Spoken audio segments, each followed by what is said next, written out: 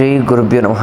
ವೀಕ್ಷಕರೇ, ಇವತ್ತಿನ ಈ ಒಂದು ವಿಡಿಯೋದಲ್ಲಿ ನಾನು ನಿಮಗೆ ವೈಶಾಖ ಮಾಸದ ಕೃಷ್ಣ ಪಕ್ಷದ ವೈಶಾಖ ಅಮಾವಾಸ್ಯೆ ಅಂದರೆ ಏಪ್ರಿಲ್ 17ನೇ ತಾರೀಕು ಬರ್ತಕ್ಕಂಥ ಒಂದು ವೈಶಾಖ ಅಮಾವಾಸ್ಯೆ ಏನಿದೆ, ಆ ನಂತರದಲ್ಲಿ ತುಲಾ ರಾಶಿಯವರ ಜೀವನದಲ್ಲಿ ಆಗ್ತಕ್ಕಂಥ ಮುಖ್ಯ ಬದಲಾವಣೆಗಳೇನು, ಆ ಒಂದು ರಾಶಿಯವರ ಆಗು ಹೋಗುಗಳ ಬಗ್ಗೆ ಈ ಒಂದು ವಿಡಿಯೋದಲ್ಲಿ ತಿಳಿಸ್ಕೊಡ್ತಾರೆ. ಅದಕ್ಕೆ ಮುಂಚೆ ಯಾರೆಲ್ಲ ನಮ್ಮ ಒಂದು ವಿಡಿಯೋನ ಪ್ರಥಮವಾಗಿ ಫಸ್ಟ್ ಟೈಮ್ ನೋಡ್ತಾ ಇದ್ದೀರೋ ಅವರೆಲ್ಲ ಈ ಕೂಡಲೇ ಭಕ್ತಿಯಿಂದ ಲೈಕ್ ಮತ್ತು ಸಬ್ಸ್ಕ್ರೈಬ್ ಮಾಡ್ಕೊಳ್ಳಿ. ಮೊದಲನೇದಾಗಿ ವೃತ್ತಿ ಮತ್ತು ಉದ್ಯೋಗದ ಬಗ್ಗೆ ನೋಡೋದಾದರೆ, ವೃತ್ತಿ ಜೀವನದಲ್ಲಿ ಇವರು ಸ್ವಲ್ಪ ಸಣ್ಣ ಮಟ್ಟಿನ ಪ್ರಭಾವವನ್ನು ಬೀರ್ತಾರೆ. ಯಾಕಂದರೆ ಇವ್ರು ಮಾಡ್ತಕ್ಕಂಥ ಕೆಲಸ 100% ಕೊಟ್ಟರು ಕೂಡ ಅದರಿಂದ ಬರ್ತಕ್ಕಂಥ ರಿಸಲ್ಟ್ ಸ್ವಲ್ಪ ಕಡಿಮೆ ಆಗಿರುತ್ತೆ ಅವ್ರ ಜೀವನದಲ್ಲಿ. ಆ ಒಂದು ವಿಚಾರ ಸ್ವಲ್ಪ ಮನಸ್ಸಿಗೆ ತುಂಬ ಘಾಸ ಕೊಡುವಂಥ ವಿಚಾರ ಇದಾಗಿರುತ್ತೆ. ಜೊತೆಗೆ ಇವರ ಪ್ರಯತ್ನಗಳು ಸ್ವಲ್ಪ ವಿಫಲತೆಯನ್ನು ಕಾಣ್ತಾ ಇರೋದ್ರಿಂದ ಇತ್ತೀಚಿನ ದಿನಗಳಲ್ಲಿ ಸ್ವಲ್ಪ ಖಿನ್ನತೆಗೆ ಒಳಗಾಗಿರ್ತಾರೆ. ಮತ್ತು ಅಕ್ಕಪಕ್ಕ ಇರುವಂಥ ಸಣ್ಣ ಪುಟ್ಟ ವ್ಯಕ್ತಿಗಳು ಕೂಡ ಒಂದು ಉತ್ತಮ ಫಲಿತಾಂಶವನ್ನು ಕಾಣ್ತಾ ಇದ್ರು ಕೂಡ ಇವರಿಗೆ ಆ ಫಲಿತಾಂಶ ಸಿಗ್ತಾ ಇರೋದಿಲ್ಲ. ಸ್ವಲ್ಪ ಆ ಒಂದು ವಿಚಾರದಲ್ಲಿ ಮನ ನೊಂದಿರ್ತಾರೆ. ಹಾಗಾಗಿ ಸ್ವಲ್ಪ ತಾಳ್ಮೆಯನ್ನು ಕಾಯ್ದಿರಿಸ್ಕೋಬೇಕಾಗತ್ತೆ.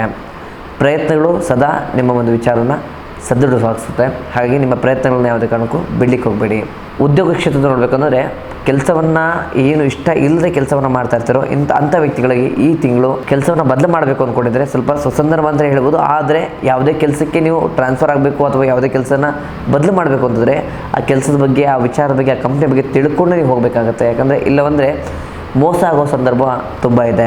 ಇನ್ನು ವ್ಯವಹಾರದ ಬಗ್ಗೆ ನೋಡೋದಾದರೆ, ವ್ಯವಹಾರದಲ್ಲಿ ಅಂದರೆ ಮುಖ್ಯವಾಗಿ ವ್ಯಾಪಾರದಲ್ಲಿ ಲಾಭದ ಪ್ರಮಾಣ ಹೆಚ್ಚಾದರೂ ಕೂಡ ಪಾಲುದಾರಿಕೆ ಸಂಸ್ಥೆಯಲ್ಲಿ ಯಾರು ಕೆಲಸ ಮಾಡ್ತಾಯಿದ್ರೆ ಅಥವಾ ಪಾಲುದಾರಿಕೆಯಲ್ಲಿ ನೀವೇನು ಇನ್ವೆಸ್ಟ್ ಮಾಡಿ ಕೂತಿದ್ರೆ ಅಲ್ಲಿ ಸಮಸ್ಯೆಗಳು ಉಂಟಾಗುತ್ತೆ. ಮಾತಿನಲ್ಲಿ ಸಮಸ್ಯೆಗಳು ಉಂಟಾಗಿ ಆ ಒಂದು ಸಂಸ್ಥೆಗೆ ಅಥವಾ ಇಬ್ಬರ ಪಾರ್ಟ್ನರ್ಶಿಪ್ಗೆ ಒಂದು ಸಮಸ್ಯೆ ಆಗುವಂಥ ಸಂದರ್ಭ ಹೆಚ್ಚಾಗಿದೆ. ಹಾಗಾಗಿ ನೀವು ಅಥವಾ ನಿಮ್ಮ ಪಾರ್ಟ್ನರ್ಶಿಪ್ ಮಾತಾಡುವಾಗ ತುಂಬ ಸಾಮ್ಯತೆಯಿಂದ ಕೂತು ಮಾತಾಡಿ, ಅದೇನೇ ಸಮಸ್ಯೆ ಇದ್ರೂ ಕೂಡ ಚರ್ಚೆ ಮೂಲಕನೇ ಪರಿಹಾರ ಮಾಡಿಕೊಳ್ಳಿ. ಜೊತೆಗೆ ಇನ್ವೆಸ್ಟ್ಮೆಂಟ್ಗಳು ಎಲ್ಲೇ ನೀವು ಮಾಡಲಿಕ್ಕೆ ಅಂತ ಹೋದರೂ ಕೂಡ ಅದರ ಬಗ್ಗೆ ಸಂಪೂರ್ಣವಾದ ಅಧ್ಯಯನವನ್ನು ಮಾಡಬೇಕಾಗತ್ತೆ. ಯಾಕಂದರೆ ಏನೂ ತಿಳ್ಕೊಳ್ಳದೆ ನೀವು ಇನ್ವೆಸ್ಟ್ ಮಾಡಿದರೆ ಅದರಿಂದ ನಿಮಗೆ ತುಂಬಾ ಲಾಸ್ ಆಗ್ಬೋದು. ಮಿತವಾದ ಖರ್ಚನ್ನು ಮಾಡಬೇಕಾಗತ್ತೆ. ಜೊತೆಗೆ ಆರ್ಥಿಕ ಸ್ಥಿತಿಯ ಬಗ್ಗೆ ನೋಡೋದಾದರೆ, ಆದಾಯದ ಮೂಲ ಇದ್ದರೂ ಕೂಡ ಉಳಿತಾಯ ಅನ್ನೋದು ಇವರಿಗೆ ಇರೋದಿಲ್ಲ. ಯಾಕಂದರೆ ಇವರ ಜೀವನದಲ್ಲಿ ಇವರೆಷ್ಟೇ ಗಳಿಸಿದ್ರು ಕೂಡ ಅದನ್ನು ಸ್ಥಿರವಾಗಿ ಇಟ್ಕೊಳ್ಳೋಂಥ ವಿಚಾರ ಇವರಿಗೆ ಬರೋದಿಲ್ಲ. ಯಾಕಂದರೆ ಆದಾಯದ ಮೂಲ ಚೆನ್ನಾಗಿರುತ್ತೆ, ಅದು ಉಳಿತಾಯ ಇರೋದಿಲ್ಲ. ಈ ಮೂಲ ವಿಚಾರಕ್ಕೆ ಮೂಲ ಕಾರಣ ಏನಪ್ಪ ಅಂತಂದರೆ, ವಿಲಾಸಿ ಜೀವನಕ್ಕೆ ಇವರು ತುಂಬ ಮೊರೆ ಹೋಗ್ತಾರೆ. ಅಂದರೆ ಐಷಾರಾಮಿ ಜೀವನವನ್ನು ಮಾಡಲಿಕ್ಕೆ ತುಂಬ ಆಸೆ ಪಡ್ತಾರೆ. ಈ ತುಲಾ ರಾಶಿಯವರ ಮೂಲ ಲಕ್ಷಣಗಳೇನಪ್ಪ ಅಂತಂದರೆ, ಲ್ಯಾವಿಶಾಗಿ ಜೀವನ ಮಾಡಬೇಕು, ಲ್ಯಾವಿಶಾಗಿ ನಾವು ಬದುಕಬೇಕು, ನಾವು ಐಷಾರಾಮಿ ಜೀವನ ಮಾಡಬೇಕು ಅನ್ನೋ ಒಂದು ಮೈಂಡ್ ಸೆಟ್ ಇವರಲ್ಲಿ ಏನಿರುತ್ತೆ, ಇದು ಸ್ವಲ್ಪ ಇವರಿಗೆ ಅತಿಯಾದ ಖರ್ಚನ್ನು ಮಾಡಿಸುವಂಥ ಸಂಭವ ಹೆಚ್ಚಾಗಿದೆ.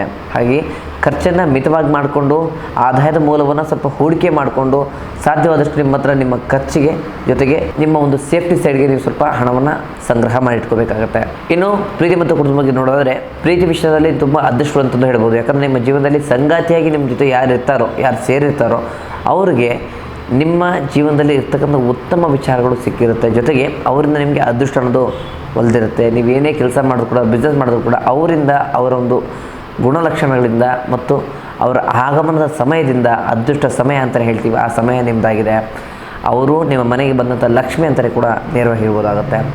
ಜೊತೆಗೆ ಯಾರೆಲ್ಲ ಪ್ರೀತಿ ವಿಚಾರದಲ್ಲಿ ಮೋಸ ಹೋಗಿರ್ತೀರೋ, ತುಂಬ ಮನ ನೊಂದಿರ್ತೀರೋ ಆ ಒಂದು ವ್ಯಕ್ತಿಗಳಿಗೆ ಈ ಒಂದು ತಿಂಗಳು ಒಂದು ಉತ್ತಮವಾದಂಥ ಒಳ್ಳೆಯ ಸ್ನೇಹಿತರು ಜೊತೆಗೆ ಪ್ರೀತಿ ಪಾತ್ರರು ಸಿಗುವಂಥ ಸುಸಂದರ್ಭ ಅಂತಲೇ ಹೇಳ್ಬೋದಾಗುತ್ತೆ. ಮತ್ತು ಯಾರೆಲ್ಲ ಮದುವೆ ಆಗಬೇಕು ಅಂತ ತುಂಬ ಕಾಯ್ತಾ ಇರ್ತಾರೋ ಆ ವ್ಯಕ್ತಿಗಳು ಕೂಡ ದೂರದ ವ್ಯಕ್ತಿಗಳಿಂದ ಅಥವಾ ದೂರದ ನೆಂಟರಿಂದ ನಿಮಗೆ ಮದುವೆಯ ಒಂದು ಆಮಂತ್ರಣ ಆಗ್ಬೋದು, ಅಂದರೆ ಮದುವೆ ಪ್ರಸ್ತಾಪದ ವಿಚಾರ ಆಗ್ಬೋದು, ಬರೋಂಥ ಸಂಭವ ಹೆಚ್ಚಾಗಿದೆ.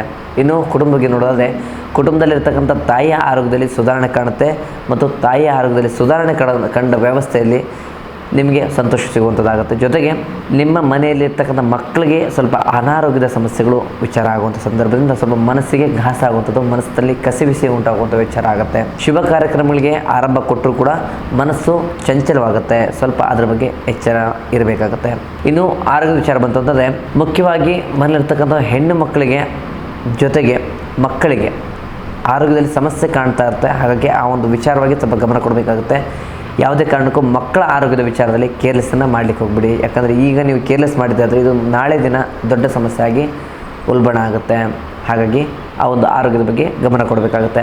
ಜೊತೆಗೆ ನಿಮಗೆ ಅತಿಯಾದ ಸ್ಟ್ರೆಸ್ ಆಗ್ಬೋದು, ಅತಿಯಾದ ಕಣ್ಣಿನ ನೋವು ಆಗ್ಬೋದು, ಕಾಲಿನ ಸೆಳೆತ ಆಗ್ಬೋದು. ಇದಾಗೋದ್ರಿಂದ ಆರೋಗ್ಯದಲ್ಲಿ ಸ್ವಲ್ಪ ಏರಿಳಿತಗಳಾಗುವಂಥ ಸಂಭವ ಹೆಚ್ಚಾಗಿದೆ.